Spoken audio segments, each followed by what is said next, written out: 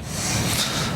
Happy New Year, one and all. Everyone at Bootle Football Club hopes that 2025 is the year that you thrive.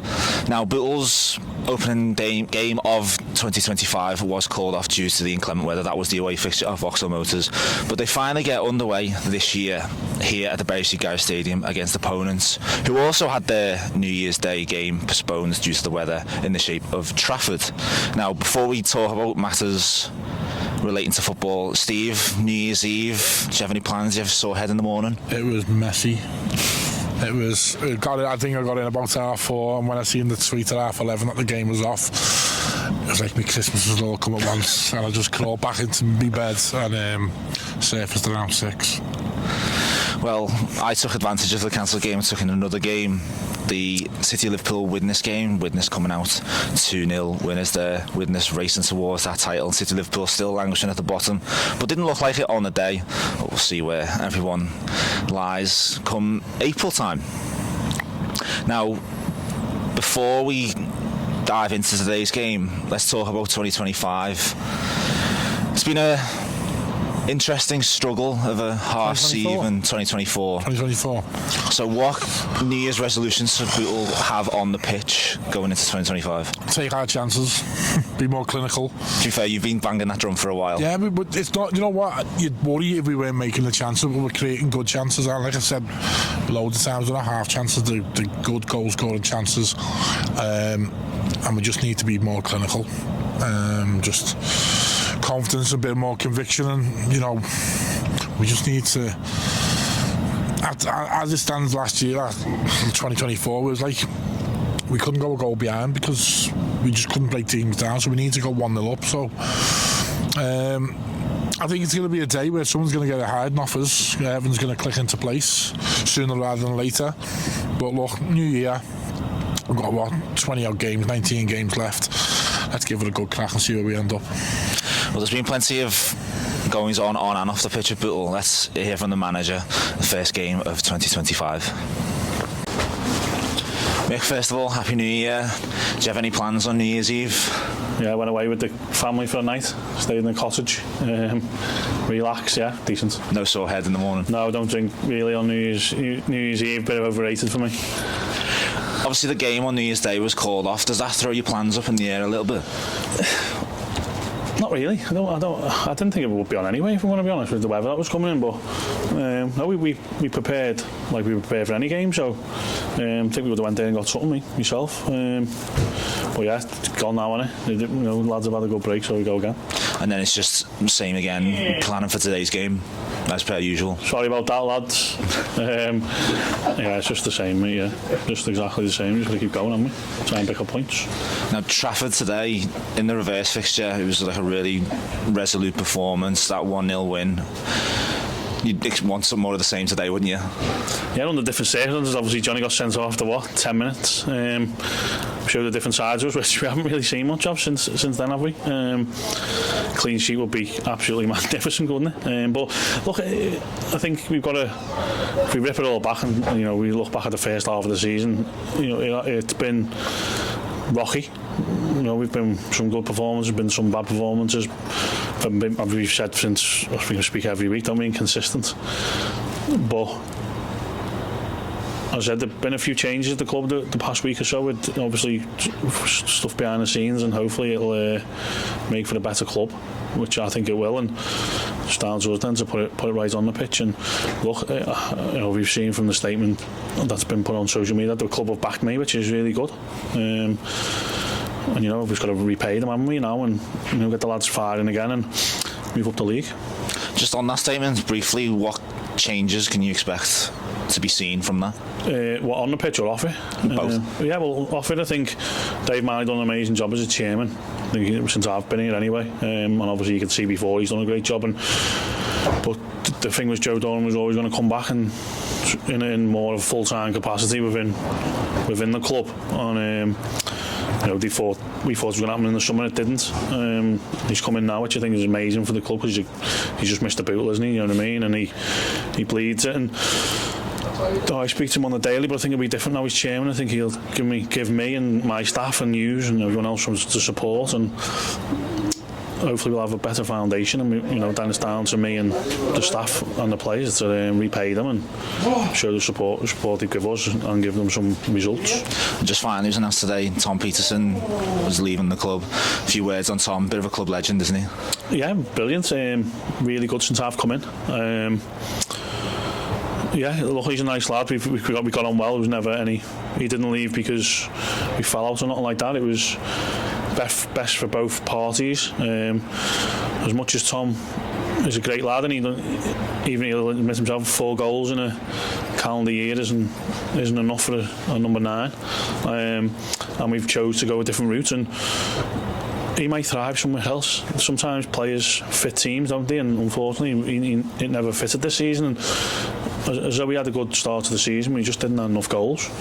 And that's not just down to Tom, that's down to people supplying him with chances and stuff like that. But we don't want to lose any players, but sometimes you've got to move on from things, and I wish Tom all the best because he's a great lad. You never know, he might come back to Bootle one day, you just don't know, do you? But at the moment, he's gone to witness. Good luck to him. And we've got really good attacking players: Ben, Courtney, Kyle, Connor Harwood, Kenzie O'Neill. We've got really good attackers. Now it's down to them to step up.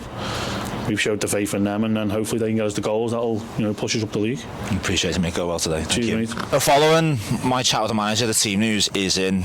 Tony Thompson as ever in goal. Sam Hughes back at right back. Sean Smith at left back. Will Bell back into the starting lineup alongside Tom Hannigan, centre half. Midfield: Sean Williams, Jack Lenihan, and Joe Woolley. And in the front three is Courtney Duffus, flanked by Andy Scarisbury and Ben Hodkinson. Connor Harwood, Kenzie O'Neill, Kyle Campbell, Toby Jones and Jay Roberts on the bench. Any headlines sticking out to you there? Sam Hughes done well. He has done well at right back, to be fair. Done well at right back. If that's reading Scarisbury on the flank. That's how it reads to me. I imagine that'll be quite a fluid position for Scarisbury. It has been for most of the season. Will Bell coming back in. Toby Jones done okay. Obviously a bit more experience. Duffus back up top. Needs to get his goal scoring back on track. Let's hope we can do it at Stalybridge and start the new year off with a couple of goals. But yeah, okay. We'll see how that plays out. Now you have to go back all the way to August, the first away trip of the season for this reverse fixture, and it was a result and a performance in a game that promised so much. After going down to 10 men, Johnny Spittle sent off in the pouring rain at the Shoreview Stadium. The Bucks were resolute and stood firm, and had Michael Berkey's 50-yard half-volleyed lob to thank for the win. What do you remember of that game? I remember a couple of their supporters were absolute morons when Johnny Spittle got sent off. No, they'd had a good start. We'd had, obviously, opening day win. And we just won just all over the pitch. When we went down to 10 men, we just seemed to go from strength to strength. And 1-0 didn't do it justice. We had chances second half to 2 or 3-0. It was just a gutsy, determined performance. Everyone dug in. It was just it was good, really, really good. It was similar to the Hensford game. It was just and it's something that I'm sure everyone would like to see more of. Them type of performances. Just it was a front to back. Yeah, it was performance. It was just one of them where you get off the pitch and you go, you know what, that feels good. You know what I mean? Every single man involved, management and all that, have done their job on the day and executed to a T, and it was a great 3 points. Well, such is the merry-go-round of non-league football. The men at the centre of the action, Johnny Spittle and Michael Berkey, obviously plying their trades elsewhere, no longer at the club, but it'll certainly go down as one of the best away trips of the season, regardless of what happens for the rest of this current campaign. Now the opponents today, Trafford, much like Bootle, after an early season promise, are scratching around for a bit of consistency, and the form suggests that they actually travel better than they are at home. 6 wins out of 11 on the road compared to just 4 in 12 at home.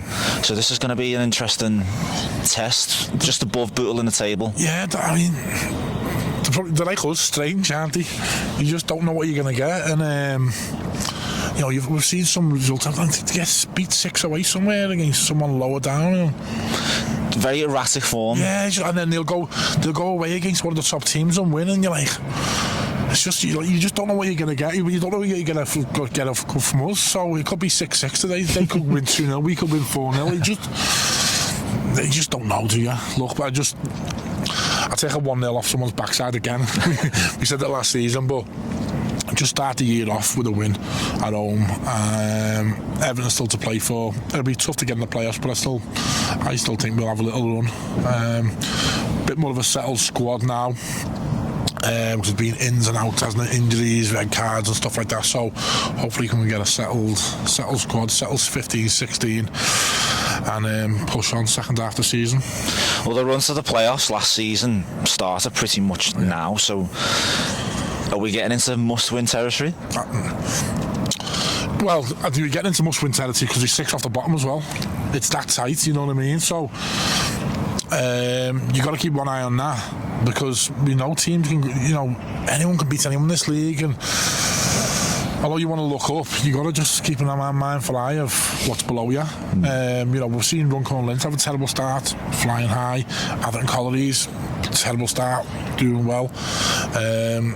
So teams can turn it around in quick fashion. So we need to make sure that we're not caught on the hop, and we're looking upwards and getting 3 points on the table week in, week out. Well, one player that Bootle will have to be wary of today is Trafford striker Rio Clegg, who's within touching distance of the league's top scorers with 9 in all competitions so far this season. Now, it only feels right that the last word should go to a bit of a club legend. It was announced this morning, so this is not so breaking news, but relatively breaking news, that after 253 appearances on 104 goals for Bootle, Tom Peterson will be leaving the club to sign for Widnes.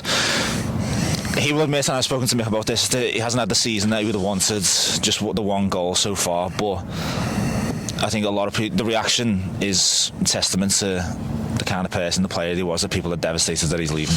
Yeah, I mean, I don't know whether he just wants to go and play football or Widnes, but I don't know the circumstances of it, but I was really impressed with him in pre-season.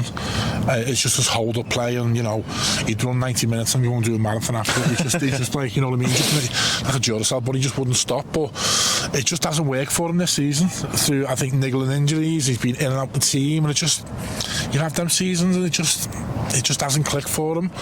But like I said, I was really impressed. He's a really nice lad as well, really impressed with him pre-season. And I was, every week you're hoping, is he still injured? And he had like, 6-8 week layoff early doors, wasn't it? It's probably just, you know, fitness wise, and then obviously to the team, and you're struggling to get back in, and you need to come back in, you need to score goals to stay in the team, and we haven't been playing well, so Mick's been changing it up, and it's just a few factors it's made it hard for him. But he's gone to a Widnes team that are flying. Not a bad team to go to at the minute. Yeah, do you know what? I wish him all the best. They're getting a good player. You know, possibly the lad just wants to go and play football, and he's had an opportunity, and, you know, best of luck to him.